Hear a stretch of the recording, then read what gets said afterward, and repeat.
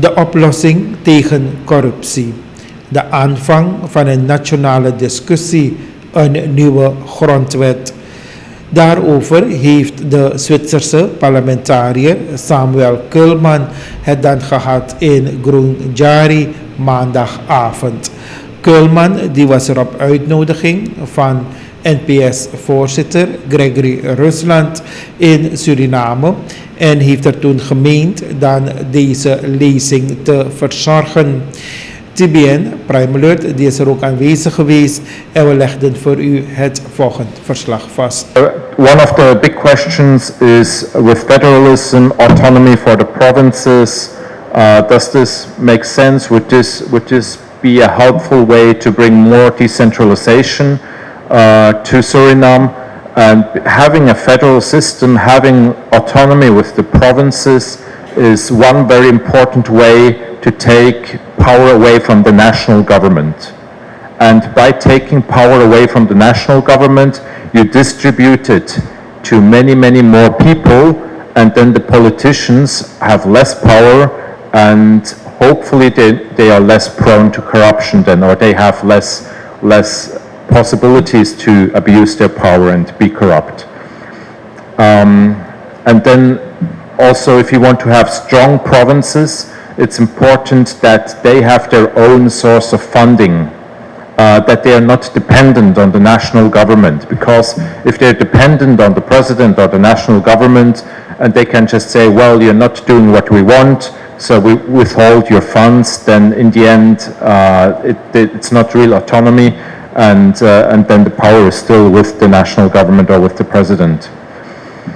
And then an important question is which policy matters should be decided on the national level, which should be left open for the provincial, the district level to decide.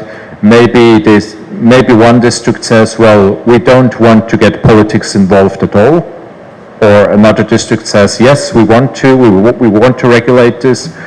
So there can be also a kind of competition amongst the different districts or provinces, and then we can observe which province is doing better, which province is doing maybe not so good, and we can learn from this process.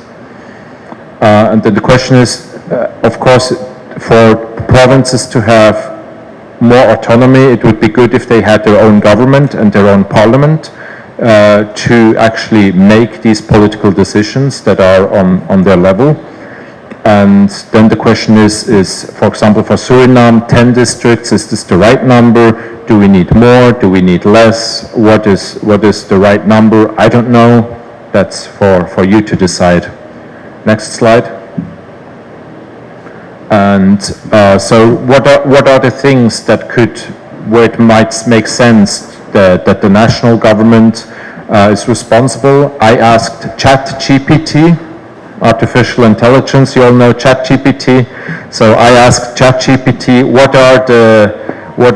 give me some ideas what could be regulated on the national government and level, and these were the things ChatGPT suggested. So I'm personally don't know all the answers, so I asked just to start a discussion, and ChatGPT gave me this list, and they said, well, it makes sense to have the defense on the national level, and foreign relationships, of course, and of course also maybe monetary policy or economic department for finance.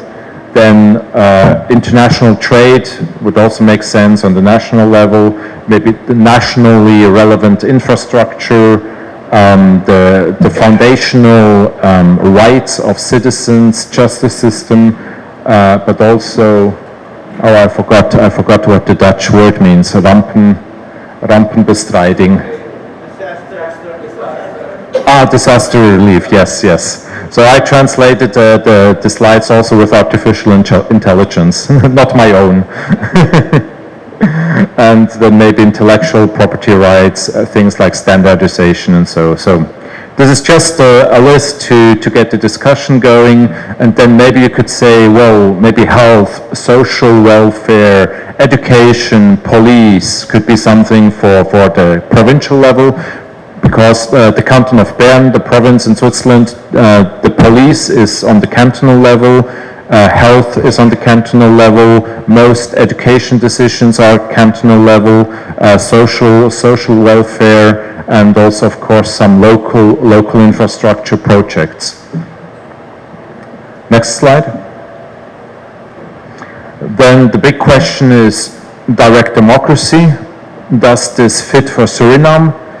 There are almost no countries in the world that adopted direct democracy in the past decades.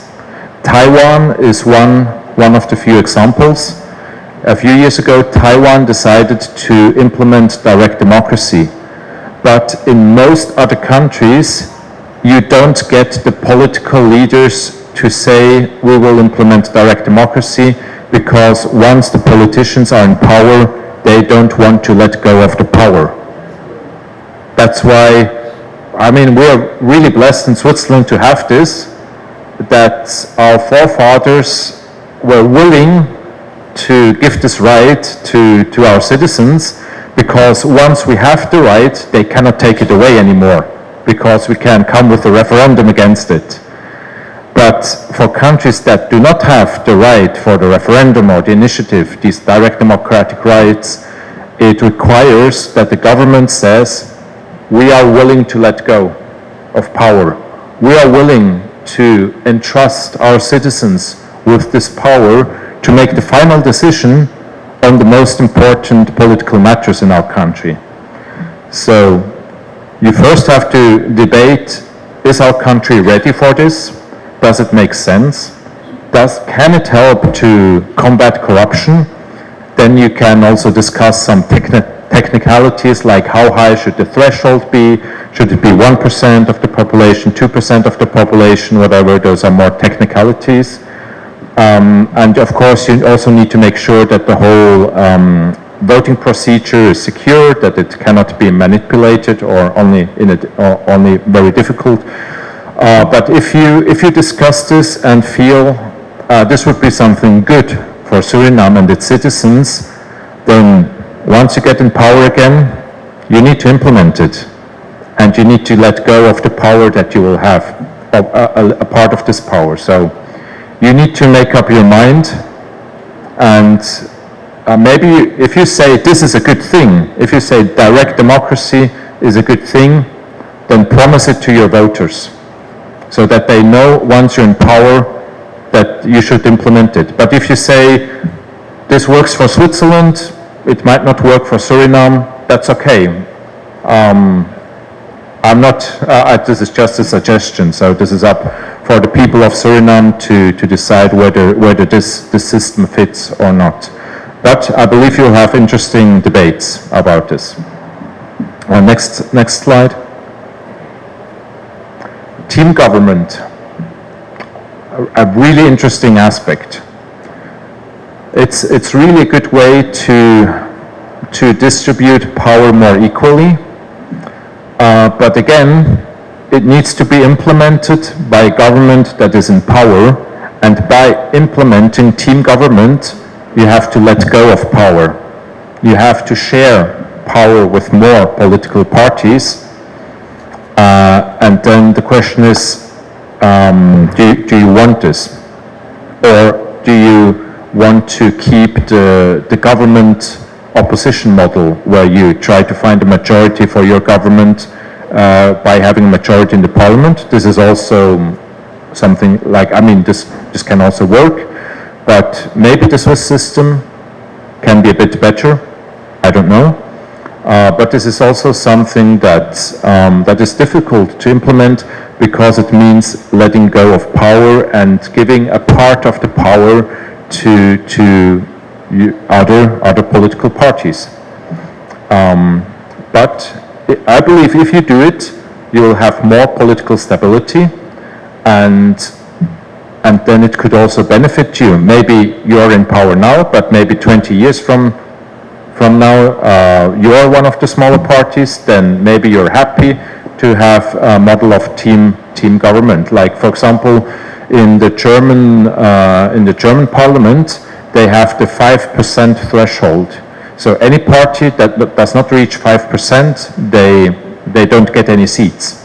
and now we have, at the end of February, we have elections in Germany, and there are 3 parties that are like between 4 and 5%, and so it is unclear whether they get any seats at all. But once they were in power, they did not want to abolish the 5% threshold. They said, let's keep it to keep the other parties out, but now they are getting small themselves, so maybe you want to have a political system that is good to also smaller parties. Yeah, so next step, next slide. Then another question is, how many ministries make sense? Is 7 too few? Maybe it's too few. Maybe you say we need 15, we need 17, I don't know. But I think for the team government model to function well, it shouldn't be too many. So I believe a team of 7 is a good group, a good sized group to have like good discussions and to come to conclusion. If it's a team government of 25 ministers, probably you will have endless discussions. So, but this just needs to be discussed. Yeah, and maybe also why 7? Why an uneven number? If it's an uneven number, there can always be like a majority. It can be a 4-3 vote. If it's 6, for example, then the president usually then has the tie-break vote, and then he or she again has more power than the others. So I personally believe 7 is a good number, but you can discuss it. What do you think is best? Next slide. Then term limits.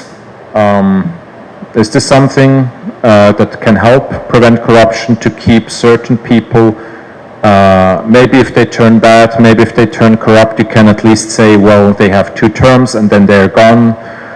So I believe this could make sense. In Switzerland, we took so much power away from the politicians that it is not really necessary anymore to say you can only have 1 term or only 2 terms. And being a minister in the Swiss government it's a really tough job because you're 1 out of 7. So in practice, people only stay for 11 years on average. So it's like no one does it for 20 or 30 years. It's just the job is too demanding, and you don't have so much power that you feel you need to stay there like half your life. So in the case of Switzerland, I believe we don't need term limits, but perhaps in many other countries this can be something helpful to help combat corruption. Next slide. Then maybe the structure of the parliament. I heard from your Vorsitter that you just recently had a change from also that you had part-time politicians in parliament, which is now going full-time. In Switzerland, it's always been part-time, and I personally believe that this makes sense. So, for example, the Parliament of Canton Bern, we have 8 session weeks a year, and then we have some committee meetings in between. So I'm a member of the Finance Committee. I usually have about 2 to 3 committee meetings in a month. And then I have 8 session weeks in the year. So for me, it's like a 25-30% job, being a member of parliament. And then I have my other job, which helps me to just sort of stay more down to earth and sort of be less just absorbed in the political class. I personally think it makes sense that the members of parliament, that they sort of are still in their real life, in their professional life, where they've come from. In the national parliament, of course, it's a bit tougher. There are more things to discuss. So they have 13 session weeks, and it's a bit more political work, but still it's maybe 50 or 60% job. And the members of parliament, they go about their other jobs as well. Next slide. Now, another important question is, how well should a member of parliament be paid? In Switzerland, if you're a member of the national parliament, you earn about 1.5 times the average salary of the people in Switzerland.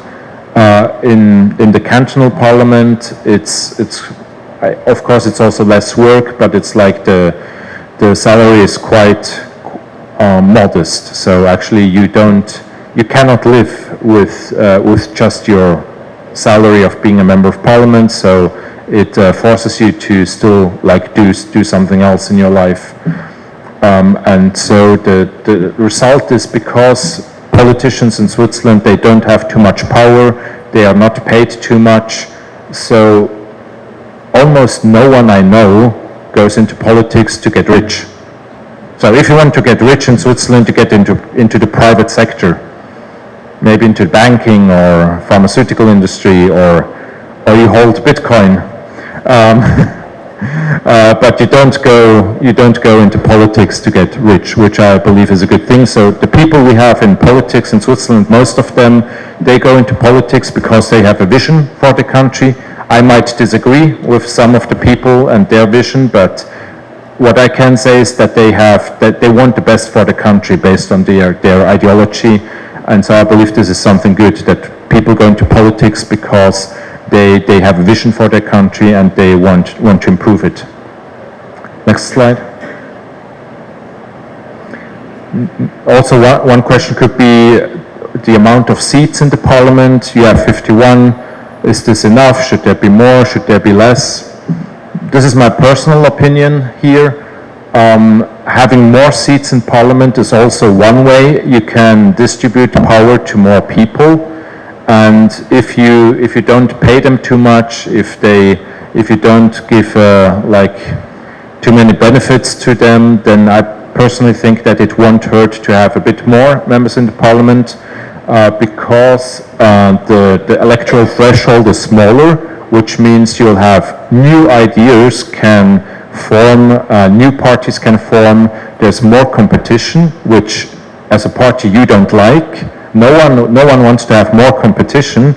If you're a businessman, you don't want to have more competition, but if there's a lot of competition, it makes the product better.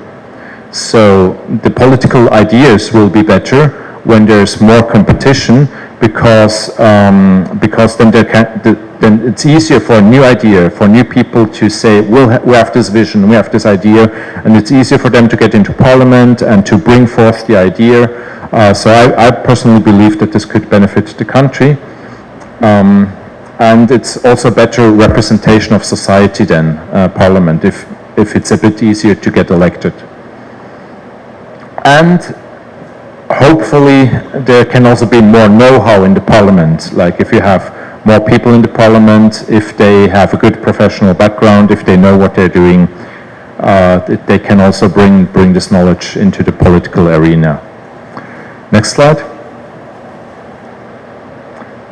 What is also interesting about our structure in the parliament is that the chairman or the speaker of the parliament has also very little power. It's more that he or she just, they lead the political proceedings of the parliament, and they also take turns annually. So it switches from one party to another every year. So this is also a way of power sharing, of creating political stability by giving even smaller parties from time to time the opportunity to have the Speaker of the Parliament, and then it goes back to the other parties. And the larger parties, they are allowed to have it more often, the smaller parties from time to time. So there's also equity there. Next slide. And as I mentioned before, we don't have this classical government opposition model, which I believe is also helpful for if you're like, no one is really always in the opposition, because even if you're a small party, you're not part of the government, but if you have a good idea, then you can present that idea to Parliament, you can put forward a bill, and you can find other parties that want to work with you on this policy question. Maybe you don't work with them again on something else, but on a certain policy question, if you have a good idea, you can try to find a majority, even if you're from a small party that is not in the government, and you can still, so you're still motivated to engage in the process and to just bring forward good ideas. Okay, so these were just a few ideas that can be discussed about the political system. I'm sure there are more. This is not an exhaustive presentation, but maybe just to get the discussion going, especially if you're thinking about having a nieuwe grondwet here. These are some things that can be discussed and looked at, and it's great that you have this process of discussing these things, of trying to have a new constitution for the country. And I wish you lots of success with this process, lots of wisdom. I just shared some of the ideas, some of the perhaps inspirations from the political system of Switzerland.